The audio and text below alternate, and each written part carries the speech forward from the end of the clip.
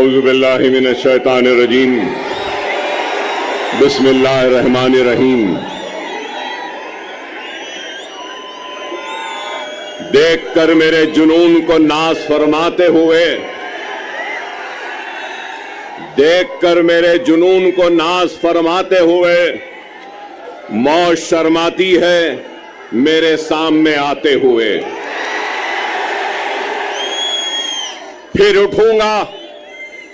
फिर उठूंगा अबर की मानन, बल खाता हुआ, घूमता फिरता, गरजता गूंजता गाता हुआ, वलवलों से बरख की मानन लहराता हुआ, मौत के साए में रहकर मौत पर छाया हुआ, मौत के साए में रहकर मौत पर छाया हुआ। काम है मेरा तगय्युर, नाम है मेरा शबाब, मेरा नारा इत्तेहाद इत्तेहाद इत्तेहाद। ये जोश मलियाबादी के गजल के अशार हैं और जोश साहब से माफी मांगता हूं कि इसमें मैंने कुछ तरमीम की है। और तरमीम कहां की है कि काम है मेरा तगय्युर, नाम है मेरा शबाब, मेरा नारा इनकलाब इनकलाब इनकलाब। तो मैंने इसको मेरा नारा इत्तेहाद इत्तेहाद इत्तेहाद कहा है। बेशक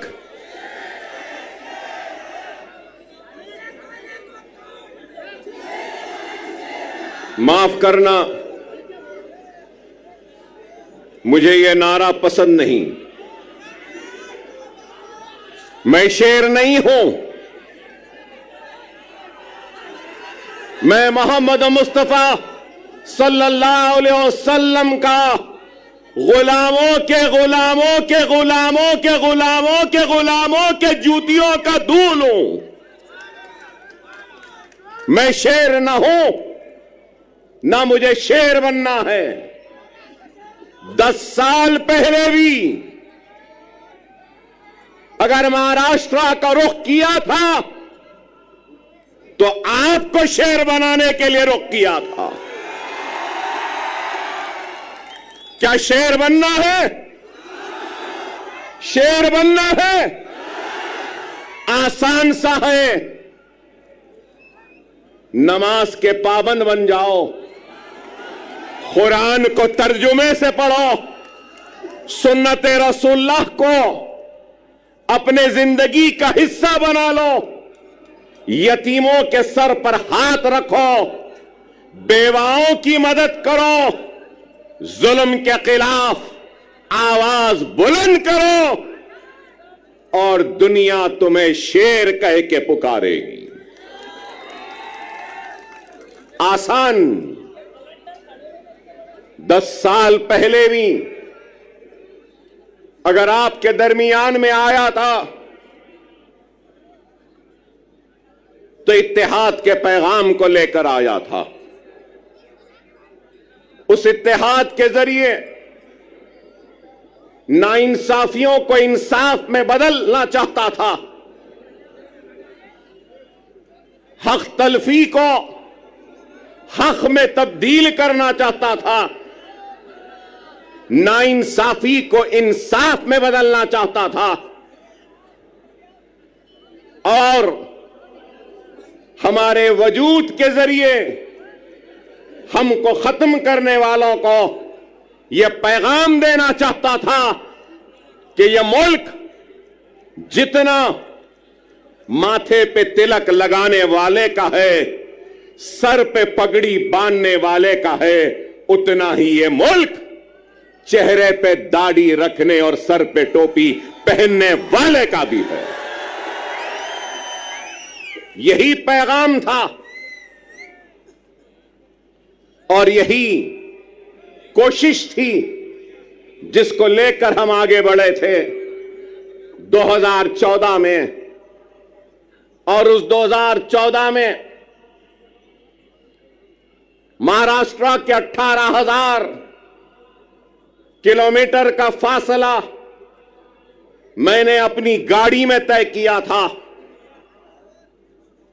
अपनी जान को हथेली में रखकर डराया गया, धमकाया गया, लेकिन न डरे न घबराए, बेखौफ होकर बेबाकी के साथ इज़ारे हक को बयान किया और सिर्फ आपसे अगर इल्तिजा की, आपसे दरखास्त की और आपसे अगर गुजारिश की तो सिर्फ और सिर्फ इत्तेहाद, इत्तेहाद और इत्तेहाद कहा।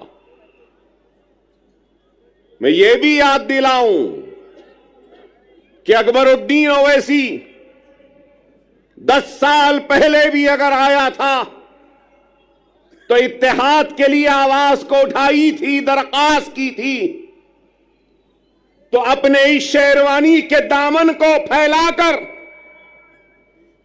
अपने कलमगो भाइयों के सामने एक इत्तेहाद का भिखारी बनकर अपनी शेरवानी के इस टुकड़े को आगे बढ़ाया था और यही कहा था कि ये इत्तेहाद का भिखारी आया है, तुम अपने इत्तेहाद की खैरात मेरे दामन में डाल दो।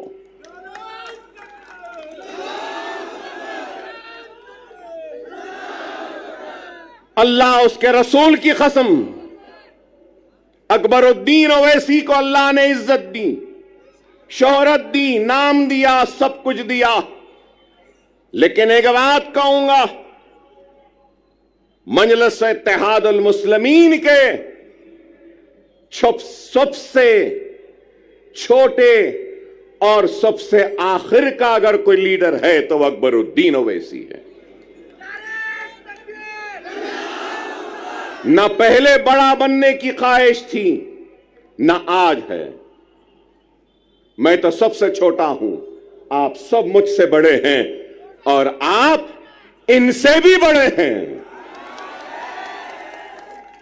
और इनके बाद और आपके बाद में मैं हूं। इस चीज को याद रखो, इस चीज को याद रखो। क़यादत एक अजीम जिम्मेदारी है, क़यादत एक अजीम जिम्मेदारी है,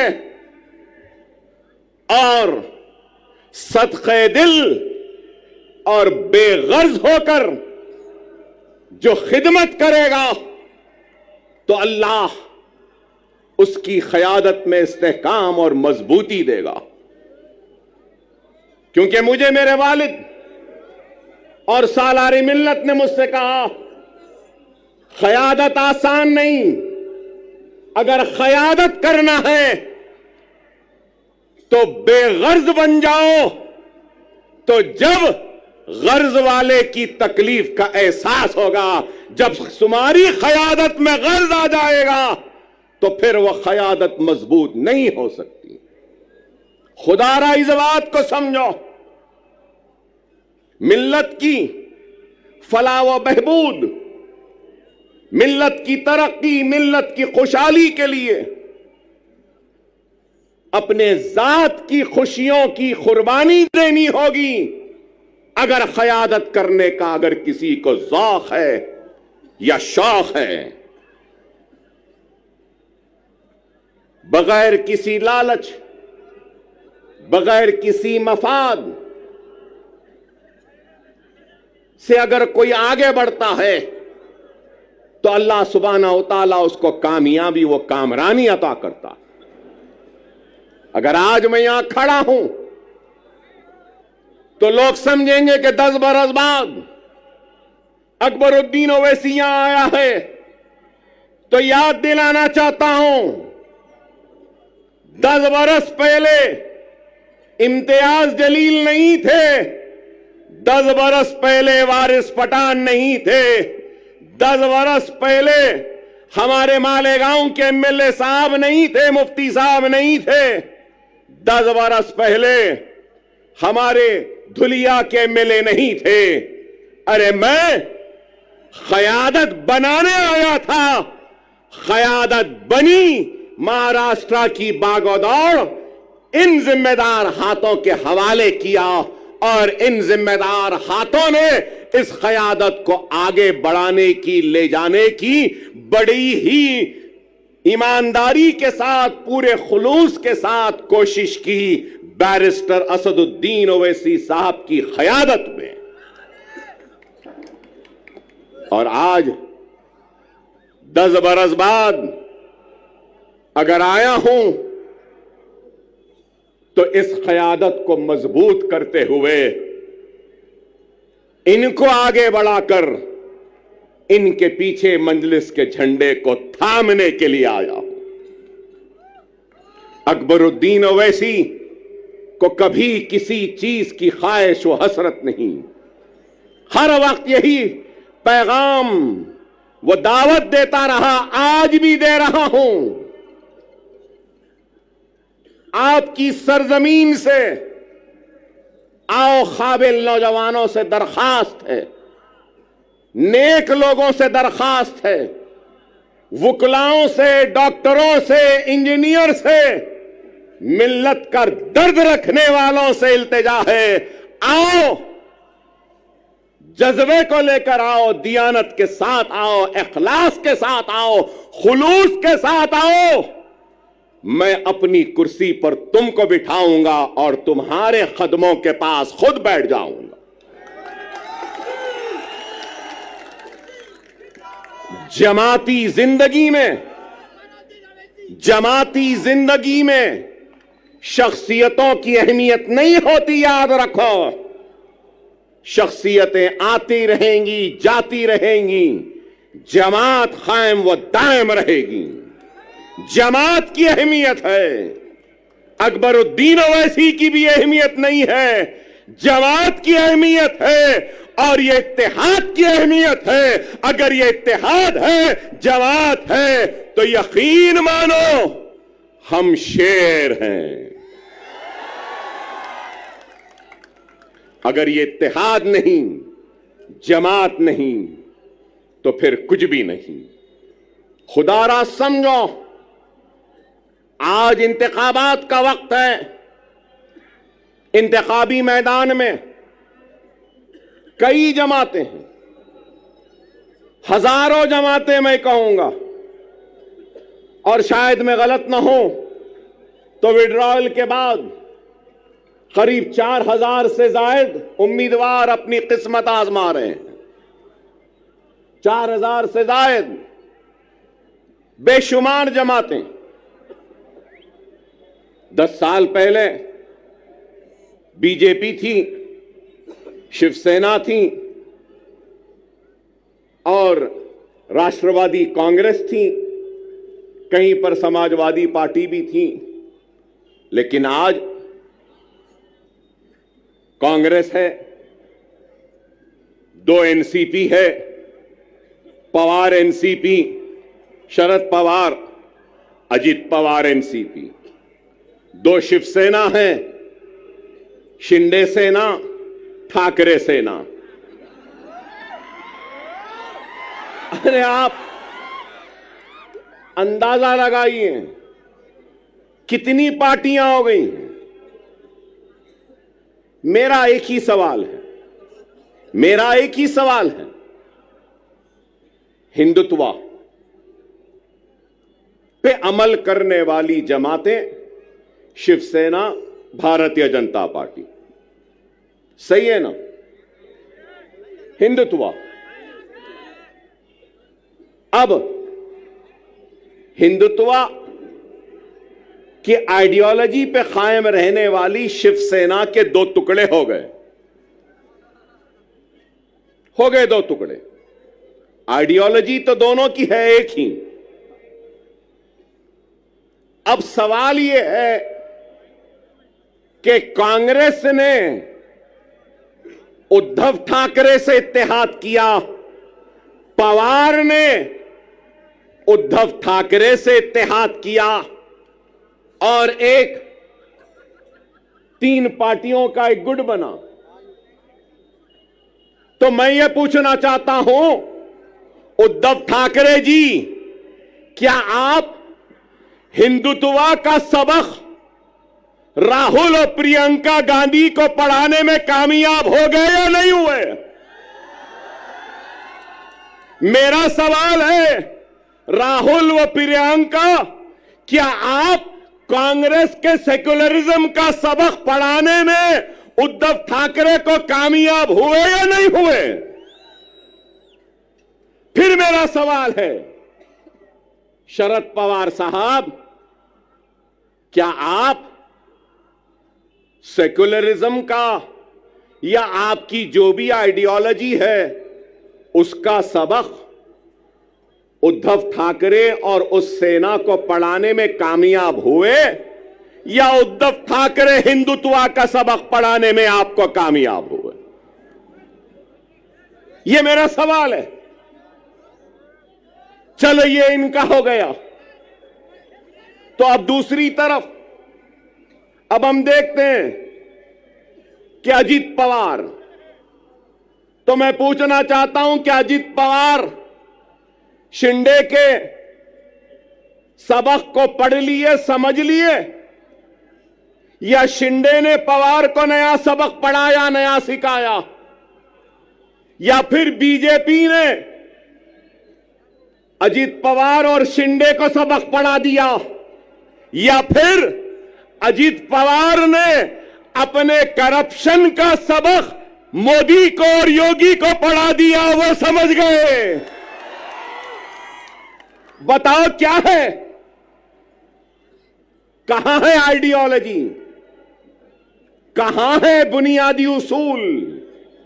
अरे इनके पास कोई बुनियादी उसूल नहीं, कोई आइडियोलॉजी नहीं। अगर कुछ चाहिए तो इनको इख्तिदार चाहिए, इनको गद्दी चाहिए, इनको तख्त चाहिए। लेकिन हम क्या समझते हैं? जो लोग ये समझ रहे हैं कि मजलिस इत्तेहादुल मुस्लिमीन वो इम्तियाज जलील औरंगाबाद से नाकाम हो गए और वो कामयाब हो गए, तो उन अहमकों को, उन नादानों को, उन नासमझों को ये कहना चाहता हूं, मजलिस इत्तेहादुल मुस्लिमीन वो है जो दिलों को फतेह करती है। हकीकी फातेह वो नहीं जो जीते और जमीन को फतेह कर ले। हकीकी फातेह वो होता है जो दिलों को जीतता है और दिलों को फतेह करता है। हमारा काम दिलों को जीतना है, दिलों को फतेह करना है। हमारा काम इख्तिदार के कुर्सियों पर बैठकर मजे लूटना नहीं है। हम सच्चे दिल से, सदके दिल से अवाम की तर्जुमानी करते हैं, उनके मसाइल को उठाते हैं, चाहे ऐवान पार्लियामेंट हो या ऐवान असेंबली हो। मजलिस इत्तेहादुल मुस्लिमीन मसाइल को उठा रही है।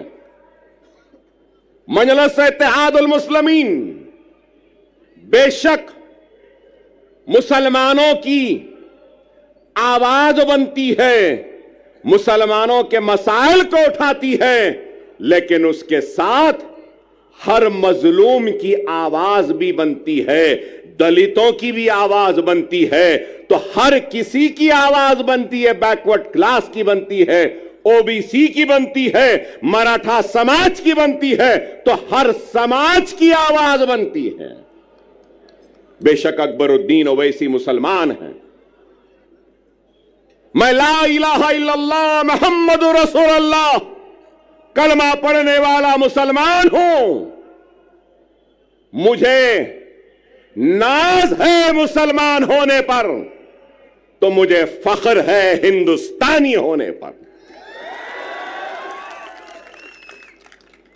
मैं फख्र से कहता हूं कि मैं हिंदुस्तानी हूं।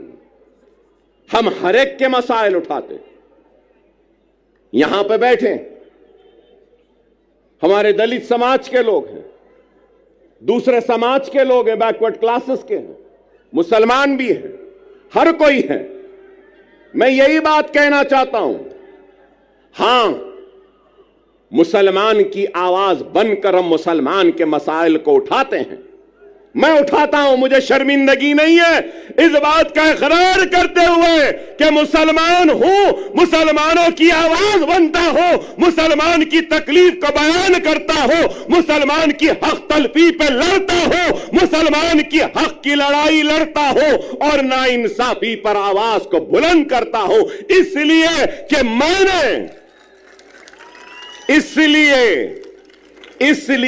मैंने दस्तूर पर हल्फ लिया है, बहैसियत रुकने असेंबली अवामी नुमाइंदे मेरी जिम्मेदारी है कि मैं सबसे पीछे वाले को आगे लाऊं, पिछड़े हुए को ताकत दूं, कमजोर को खुवत दूं और जो आखिरी में है उसको आगे बढ़ाऊं।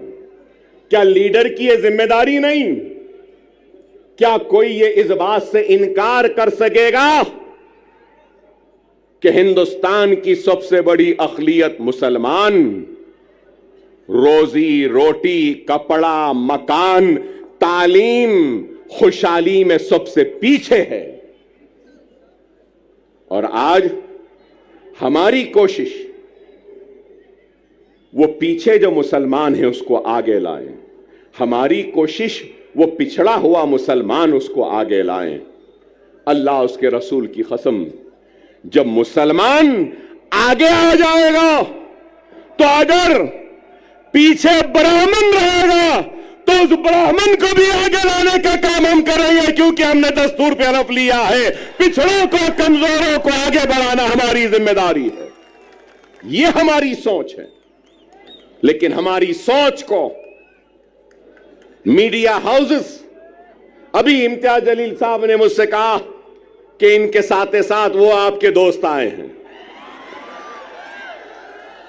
तो ये हमारे दोस्त हमको बताते हैं कि हम कम्युनल हैं, हमको बताते हैं कि हम भड़काऊ भाषण देते हैं। भड़काऊ नहीं देते, हम हक बयान करते हैं। वो अलग बात है कि हमारी हक बयानी का जवाब इनके पास नहीं होता तो उसको भड़काऊ बना देते हैं।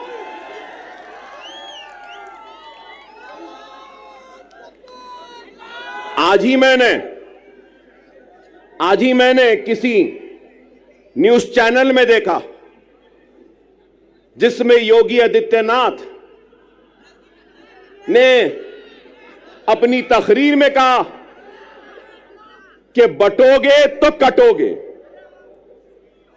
लोग काफी एतराज कर रहे हैं उस बात पर, मगर मैं ये कहूंगा,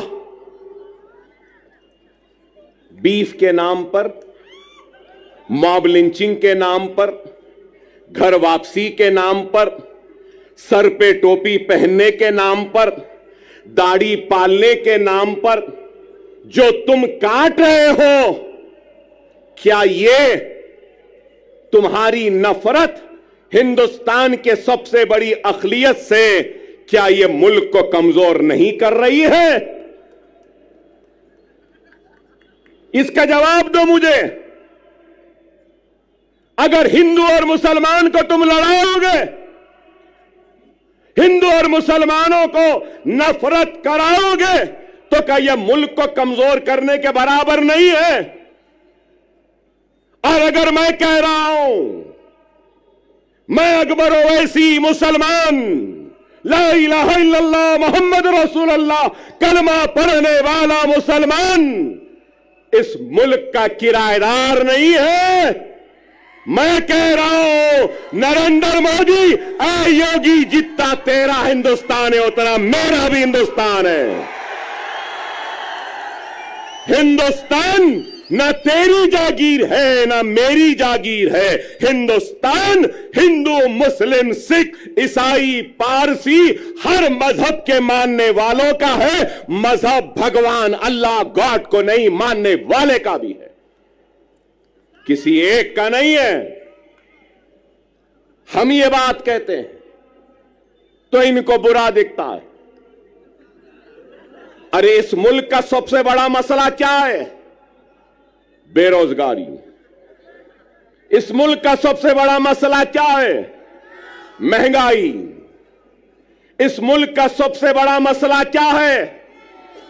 हर 2 मिनट 3 मिनट को रेप होते हैं। इस मुल्क का सबसे बड़ा मसला क्या है? ग्रेजुएट्स को नौकरियां। इस मुल्क का सबसे बड़ा मसला क्या है? मुल्क की कमजोर इकोनॉमी को मजबूत करना। इस मुल्क का सबसे बड़ा मसला क्या है? पेट्रोल, डीजल, गैस की बढ़ती हुई कीमतों को नीचे लाना। इस मुल्क का सबसे बड़ा मसला क्या है? रुपये की गिरती हुई कदर को ऊंचा करना। आप बताओ, क्या बेरोजगारी को दूर करने कुछ हो रहा है? महंगाई को दूर करने कुछ हो रहा है? क्या बेघर लोगों को घर देने के लिए कुछ हो रहा है? कुछ नहीं हो रहा है। सिर्फ इस मुल्क को मजहब के नाम पर बांटने की बात कर रहे हैं। योगी की तकरीर को मैंने सुना, बटोगे तो कटोगे कहां? उसके बाद कहा कि जात पात की सियासत। अरे जात पात की सियासत बोलने वाले, तू ये क्यों नहीं कहता कि मजहब की सियासत नहीं करनी चाहिए? यह बात क्यों नहीं कहते?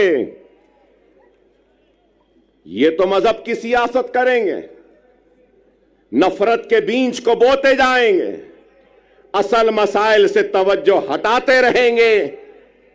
अगर कुछ है तो तलाक़ सलासा। अरे तलाक़ सलासा मसला नहीं है, हर मिनट में होने वाला एक रेप, यह हिंदुस्तान का सबसे बड़ा मसला है। एक औरत रात के अंधेरे में घूम नहीं सकती, खेतों में उसकी इज्जत और इस्मत को लुटेरे लूट रहे हैं, यह मसला है। अरे इस पे बात करो, इस पे कुछ करो।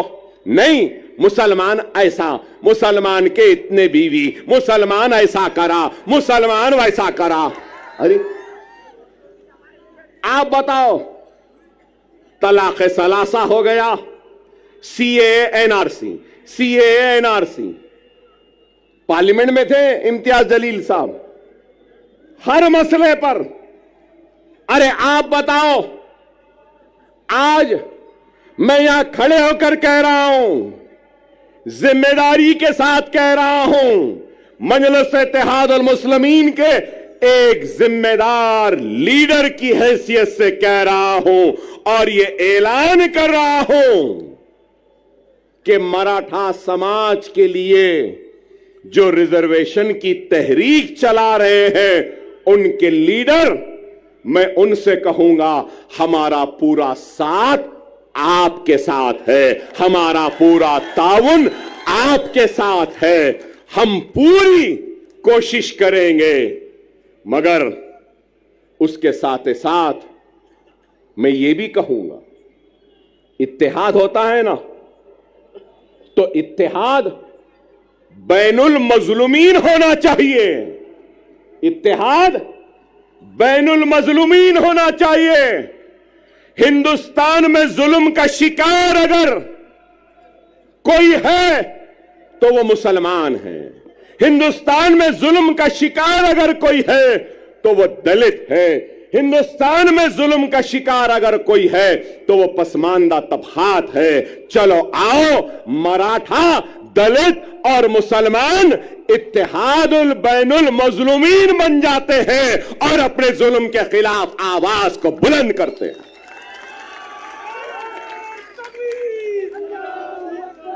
मगर मेरी बात खत्म नहीं हुई।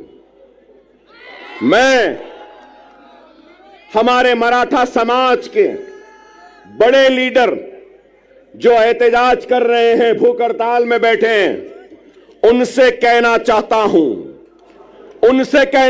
हूं, सिर्फ जरंगे पाटिल साहब से सिर्फ मराठा समाज पिछड़ा हुआ नहीं है, पूरा मराठवाड़ा भी पिछड़ा हुआ है। क्या मराठवाड़ा पिछड़ा हुआ नहीं है? क्या मराठवाड़ा का हिस्सा पूरा सबसे पीछे नहीं है? महाराष्ट्र के 3 हिस्से, एक हिस्सा है मुंबई, पूना, ये सारी चीजों का, दूसरा हिस्सा है विदर्भ का, तीसरा हिस्सा है मराठवाड़े का। इन तीनों हिस्सों में सबसे पिछड़ा, सबसे पीछे कौन है? मराठवाड़ा है। चलो, मराठवाड़ा की रिजर्वेशन के साथ हम मराठवाड़ा की खुशहाली के लिए भी जिद्दोजहद करते हैं। 30 साल पहले यहां बैठे हैं मेरे मराठा भाई बहुत हैं। जब मैं मराठा भाई कहता हूं तो सिर्फ मुसलमान, सिर्फ हिंदू मराठा नहीं होता, मुसलमान भी मराठा है, दलित भी मराठा है, और मराठवाड़ा में रहने वाला हर कोई मराठा है। अब मैं कहता हूं, 30 साल हुए, मीडिया वालों जरा तवज्जो, 30 साल हुए, 30 इयर्स, 30 साल हुए। क्रिएशन मतलब एक कॉन्स्टिट्यूशनल बॉडी बनाई गई। क्या आप जानते हैं वो बॉडी क्या है? Marathwada statutory development board. Marathwada statutory development board जो सिर्फ मराठवाड़ा के लिए बनाया गया। कागज पे तो है, पैसा नहीं है, कुछ नहीं देते।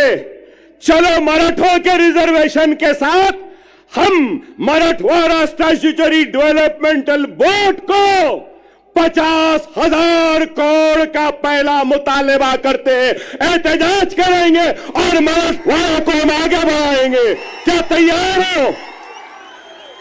क्या तैयार हो? मराठवाड़ा का किसान खुदकशी कर रहा है। मराठवाड़ा के लोग पानी के लिए तरस रहे हैं। मराठवाड़ा के लोग दवाखानों के लिए तड़प रहे हैं, दवाखाने नहीं है। 100-100, 200-200 किलोमीटर को जाना पड़ता है। पूरे मराठवाड़ा में सुपर स्पेशलिटी के 1 या 2 दवाखाने। क्या चाहिए? एक गरीब को क्या चाहिए? रोजी, रोटी, बीमारी पर इलाज का इंतजाम आज है या नहीं बताओ? क्या नाम के बदलने से रोजी मिल जाएगी? क्या नाम के बदलने से रोटी मिल जाएगी? क्या नाम के बदलने से किसानों की खुदकशी रुक जाएगी? क्या नाम के बदलने से पानी की प्यास मिट जाएगी?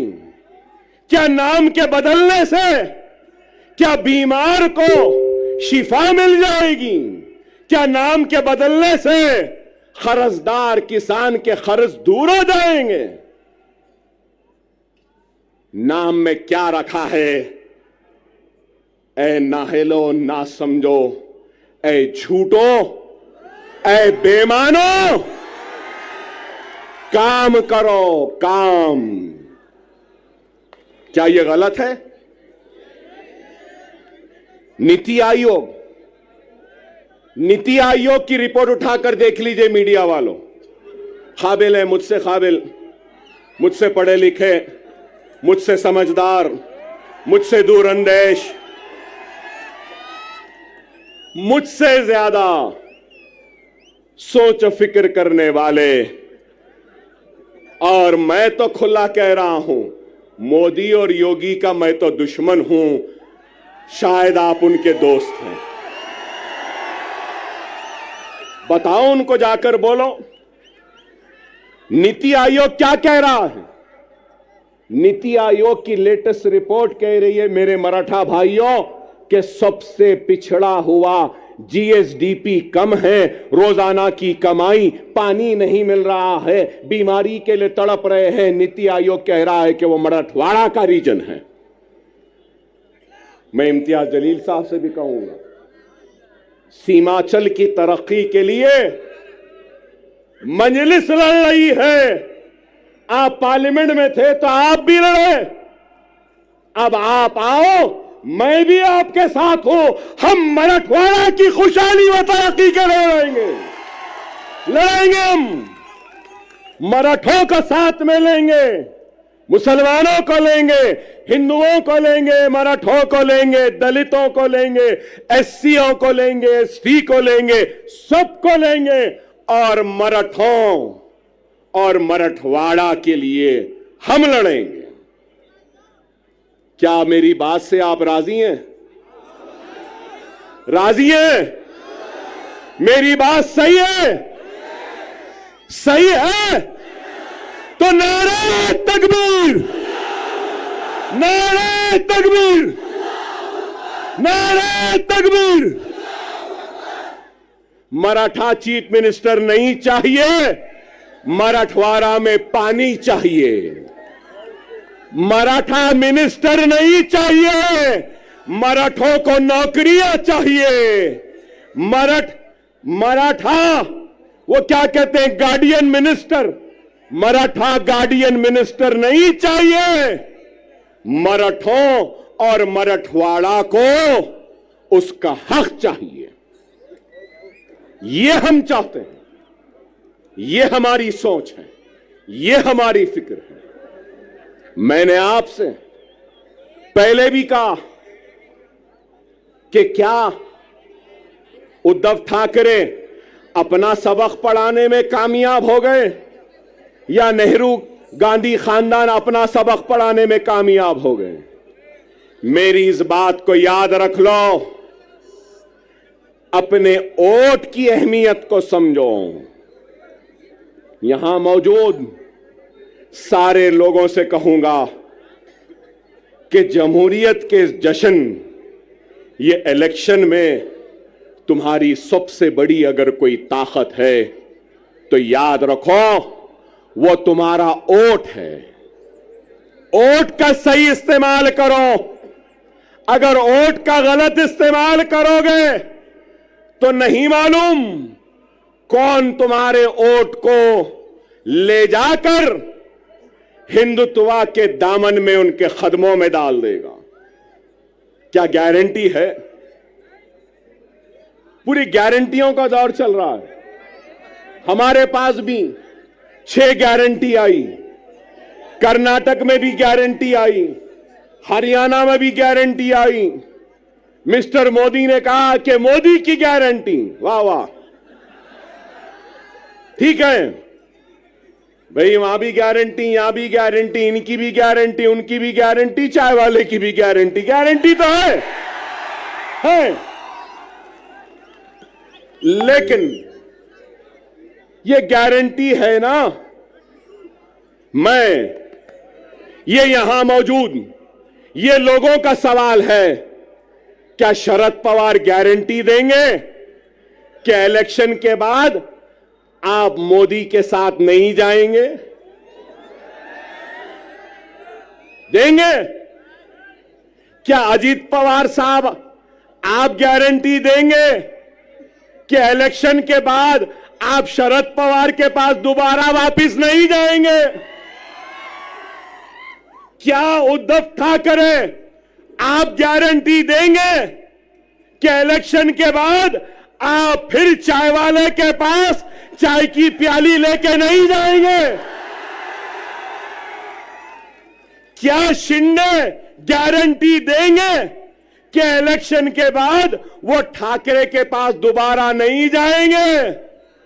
नेहरू और गांधी क्या इस बात की गारंटी देंगे कि वो कभी भी बीजेपी और मोदी के साथ नहीं जाएंगे, हिंदुत्व के साथ नहीं जाएंगे? अरे आज कांग्रेस का शिवसेना के साथ इत्तेहाद करना यह है, इस बात को बोलना है, इस बात को तस्लीम करना है कि हम हिंदू हैं, हिंदुत्व पॉलिटिक्स हम में है और हम हिंदुत्व पॉलिटिक्स को कबूल करते हैं।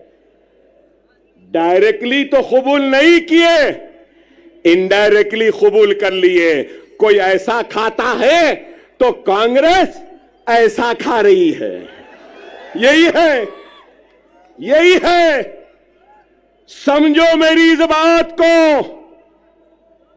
सियासी इस शोर और गुल में तुम्हारी आवाज गुम गई है। हर किसी की आवाज है।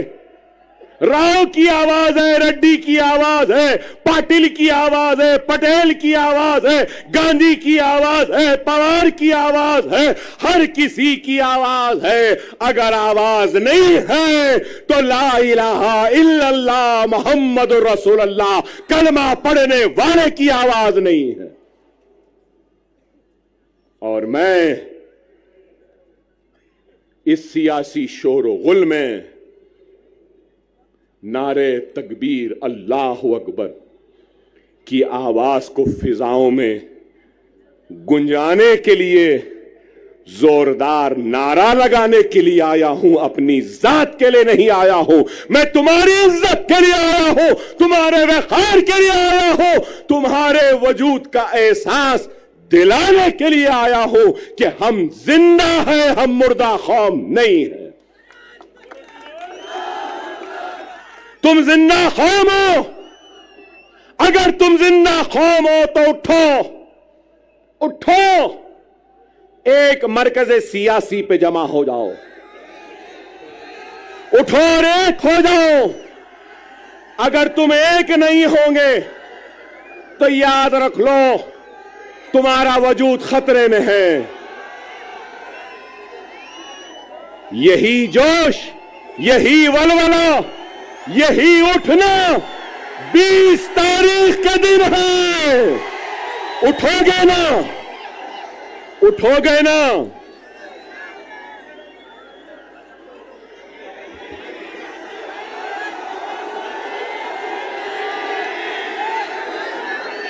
(9:45)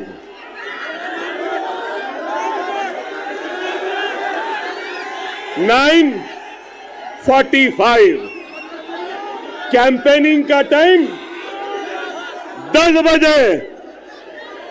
अभी 15 मिनट बाकी है।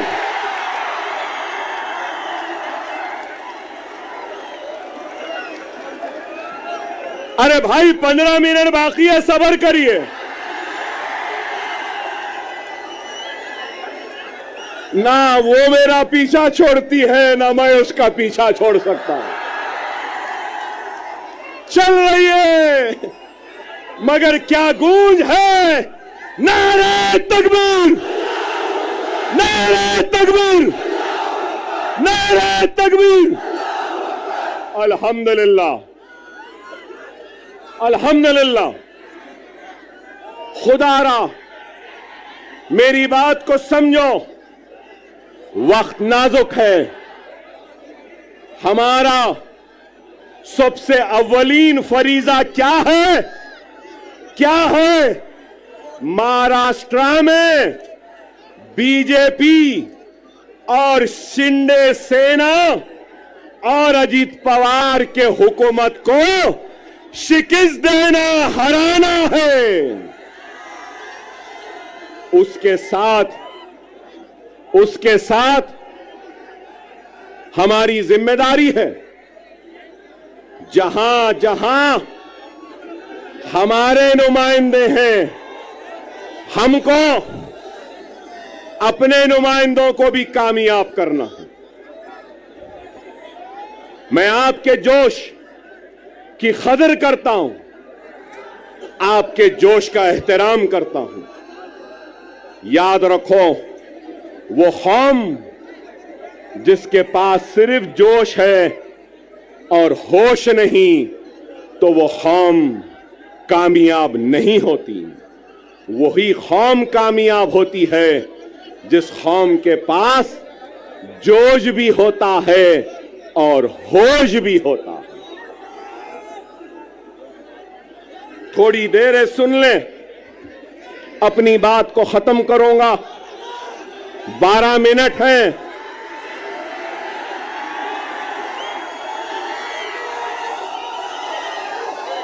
सब्र से सुने,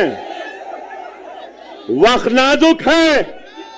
मेरा पैगाम है तुमसे कि हिंदुस्तान के तुम किराएदार नहीं, तुम हिंदुस्तान के बराबर के शहरी हो और तुम्हारे हक की लड़ाई लड़ने के लिए आया हो। तुम्हारा ताउन चाहिए, तुम्हारी दुआएं चाहिए, तुम्हारा साथ चाहिए, तुम्हारा जोश साथ चाहिए, तुम्हारा होश चाहिए। क्या ताउन दोगे? क्या तुम्हारी ताकत दोगे? क्या तुम्हारा इत्तेहाद दोगे? अगर मैं आज इस आवाम से इत्तेहाद की अपील कर रहा हूं, तो मजलिस इत्तेहाद अल मुस्लिमीन से किसी भी वजह से दूर होने वाले हर फर्द, हर मर्द, हर खवातीन, हर कायद से अपील करता हूं कि आओ, इस जमात में आ जाओ, वापिस आ जाओ। ये जमात तुम्हारी भी है, ये तुम्हारी थी। आओ,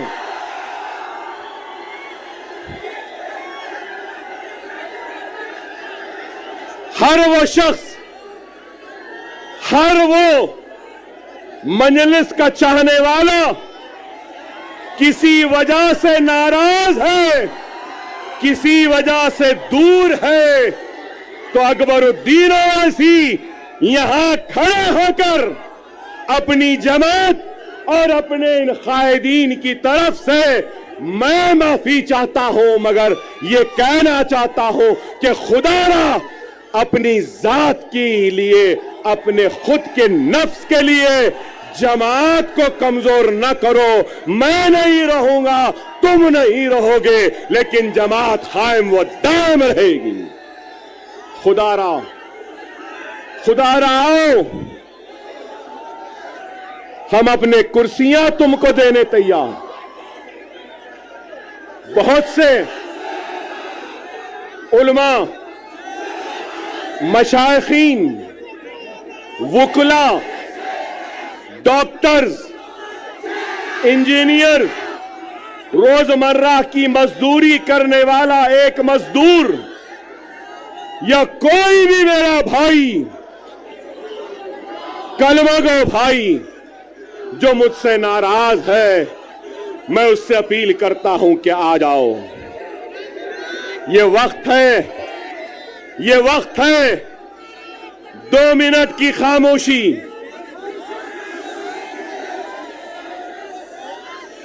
2 मिनट की खामोशी। मेरी बात को सुन लो।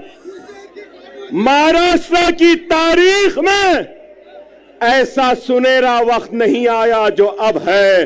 अगर हम मुनज़्ज़म, हम मुत्तहिद, हम एक, और अगर हमारे 10 एमएलए आ जाएंगे, ना ठाकरे, ना शिंदे, ना गांधी, ना पवार, हमारी मर्जी, हमारी इजाजत के बगैर कोई भी तख्त पे नहीं बैठ सकता। सुनहरा मौका है, समझो। तुम बादशाहगर हो। तुम क्या हो? बादशाहगर हो।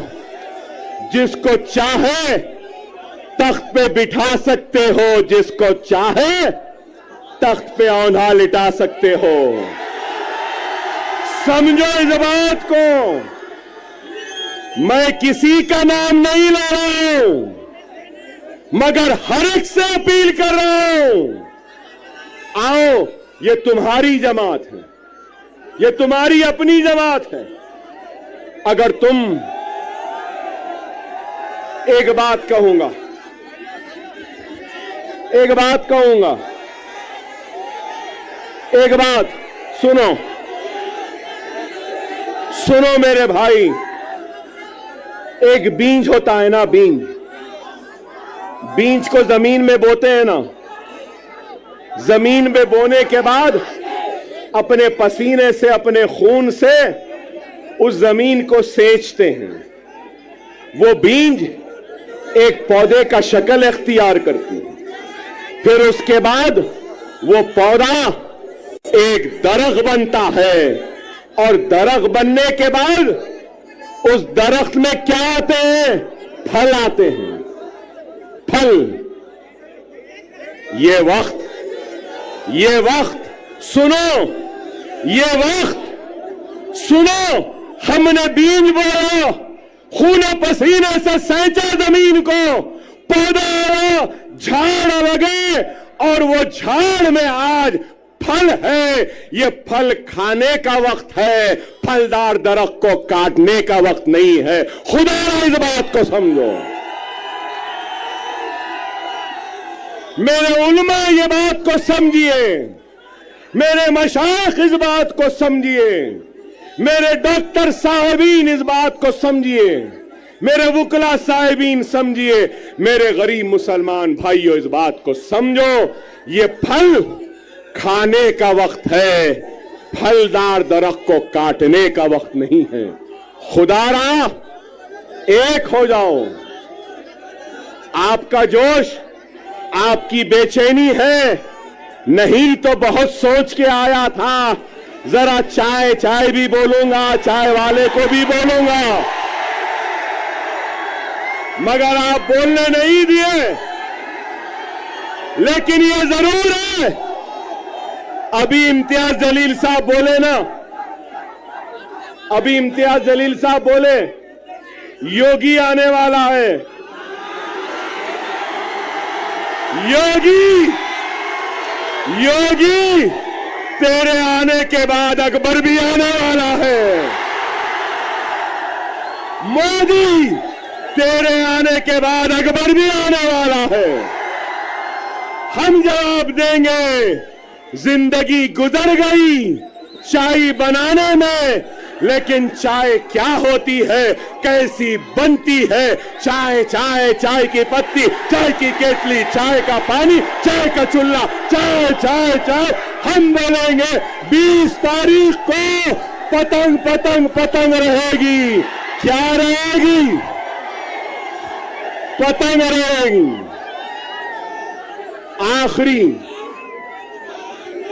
आखिरी अहम बात, आखिरी अहम बात, 10 साल के बाद आया था, अल्हम्दुलिल्लाह जोश तो आज भी है बाकी।